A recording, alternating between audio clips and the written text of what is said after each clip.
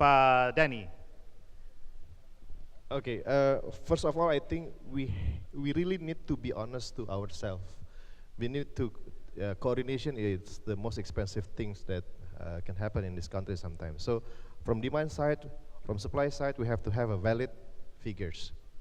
And then afterwards, I think because of the major off-taker will be coming from power, and I think it will be more efficient to distribute power rather than gas. I think gas infrastructure should support where the power infrastructures. That is second. So we hope that by connecting the dots between the power location, we can have a streamline, and then we can have a nation grid of infrastructures, both virtually and also pipeline network. And agree with Pak Sampe that we are still in an infant phase, so protection has to be given to the government, to the domestic industry, so that we can have a more sustainable sectors within the country, and we are talking about energy security and about kedaulatan energy. And I think that's the most important thing, that natural gas has to be available and accessible to most of the people and generate as an economic driver for the nation. I think that's. Thank you, Pak Danny. I'm going to get to Hanga now. Hanga, you are the youngest person on this panel. In fact, Yes, before you came here, I thought it was me. Right? Yeah. So I ask you this specifically because you represent the youth, you know, the young generation. And I think going forward, you have a different viewpoint of how you think this should develop and span out, let's say over the next 30 years, right? So would you like to add something as the youth? What do you think you can contribute? And people like you, I mean, say among your network, what do you bring to the table into this mix, into this discussion? Yeah. I think as a part of the youth, the younger generation, I encourage the younger generation to get involved in the gas industry, work for the gas industry, or have your own gas company. Why do I say this? It's because natural gas is the cleanest type of fossil fuel. It emits less than 50% of the CO2 emissions of coal. Yeah. Renewable energy is the future of energy, right? But we have to take into consideration that renewable energy is an intermittent form of power generation that has a low capacity factor and value, and a low energy and power density, unless there is storage. Now, storage is still being studied, and it's still not yet feasible, at least especially in Indonesia. It's still very expensive. Yeah. And so then renewable energy has to be backed by natural gas, a dispatchable form of power generation that has high energy and power density and a high capacity factor and value. So if we're able to use both renewable and have it backed up with natural gas, and when I talk about renewable, I mean geothermal, I mean starting nuclear for power generation, because we do have nuclear in Indonesia, but just not for power generation. Hydro, solar, and wind, and have natural gas backed by natural gas. So in order for the youth to be able to participate is to attend energy conferences, study the energy industry, both energy and environmental policy, both renewable and non-renewable energy, and be able to get into the gas industry or start your own company, have a startup, get into the renewable energy industry here in Indonesia.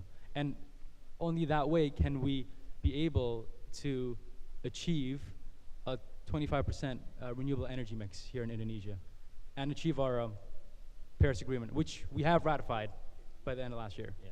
Would you like to speculate what would be the energy mix 50 years from now? 50 years from now?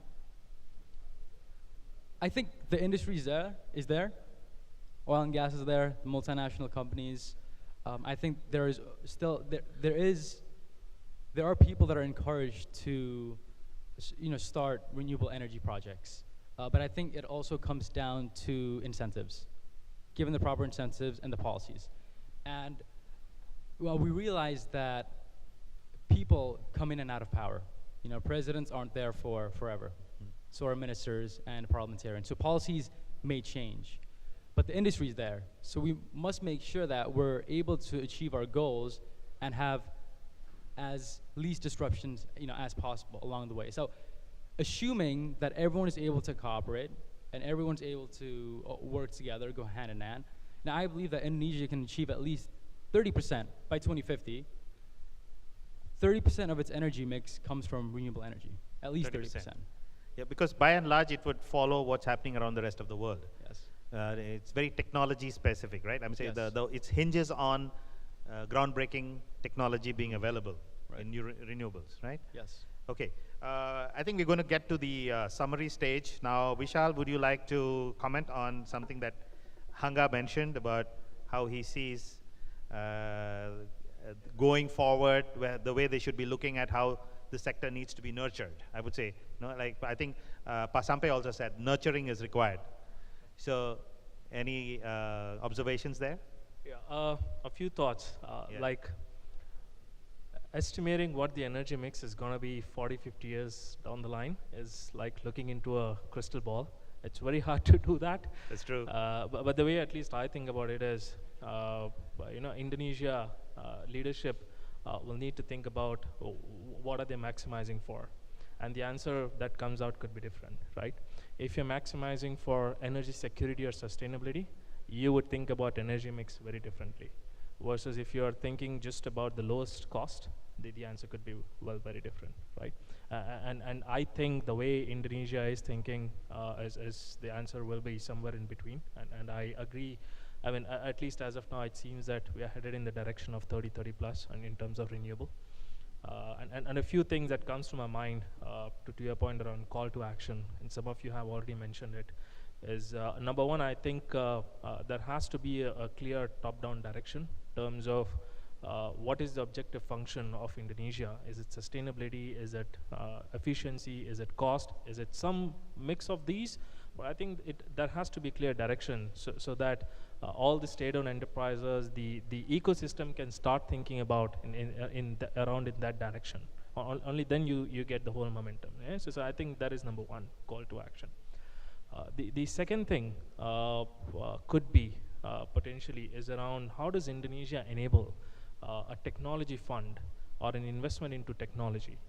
Investment into technology. Yeah? Okay. And how do you enable an organized way of investing by the country into technologies?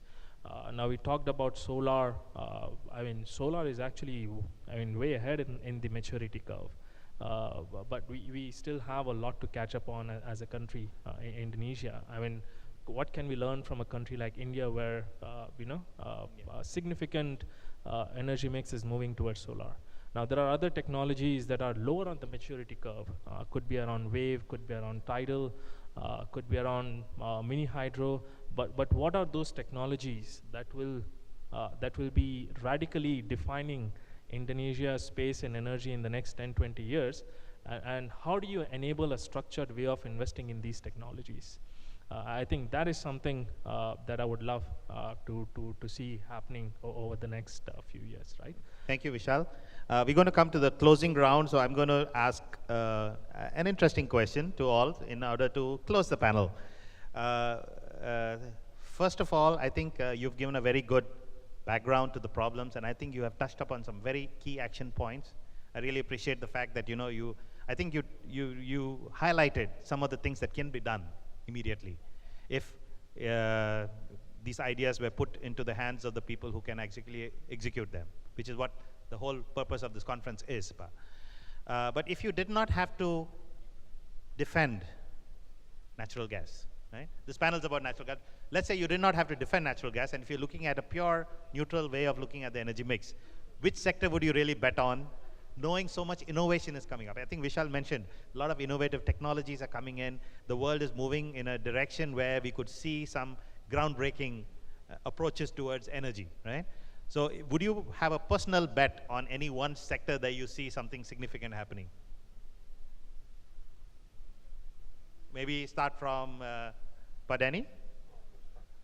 Yeah? As we go down? Okay. If I have to answer that question, I think in the long run, it will be renewable, of course, because everybody is talking about renewable, and I think in some part of the world, renewable has been increasing. And which part of renewable? If you were to pick on one, you would bet on it, buy shares. I'm not really sure, to be very honest. Yeah. And second, maybe the closest one, if it's not gas, the coal technology is now getting greener. Okay. And many technology has been introduced about the greener coal. And of course, when we are talking about how to fuel the industry, I think it will be electricity. Okay. It's either coming from renewable gas or even nuclear power. Fair point. Pak Sampe? Thank you. If I have to choose, because you enforce me, Yes. because deeply in my heart I want to say use my gas. But let's go to the cheaper one. We have solar, because we don't have winter here. Correct. And then we have sea. It means it can go also to, using current. If has to be done. Yeah. But I really want actually to see use our gas. Okay, Pak. Thank you, Pak. Thank you, Pak. I think I agree that if we cannot use gas, basically we should use gas. But if we cannot use gas, I think there should be renewable energy. Okay. But we all know that renewable energy cannot stand alone. Yeah. We should have the base load. Yeah. If only renewable energy stand alone, this very expensive and very need more place like solar. Solar 1 megawatt need 1 hectare. 1 hectare. That's right. Yeah, that's very. Yeah. You never know the new if technology. the technology already become, So solar stands to be a good competitor there. Yeah. But currently, Yeah. I think. Hanga, what about you? Take your bet. I think renewable energy is the future. Yeah. But if you want to ask me precisely what Yeah. form of renewable energy, I would make my bet on geothermal energy. Okay. Because in Indonesia, we have one of the largest geothermal reserves in the world at 29,000 megawatt, 29 gigawatt. And one geothermal power plant is already in operation. I think it's the North Sumatra where it's operating, and it's producing electricity. Okay. So if we're able to tap into our geothermal reserves, which the Ministry of Forestry and the Environment have allowed companies to be able to extract geothermal reserves from conservation areas, if it's supported with the right policies and it's given incentives where where the price of geothermal power cent per kilowatt hour can be competitive and can be bought by PLN, I think geothermal is certainly the future of energy. Certainly something to look at. Vishal, the last statement before we close. Yeah. Well, you have taken geothermal, so need to think about something else.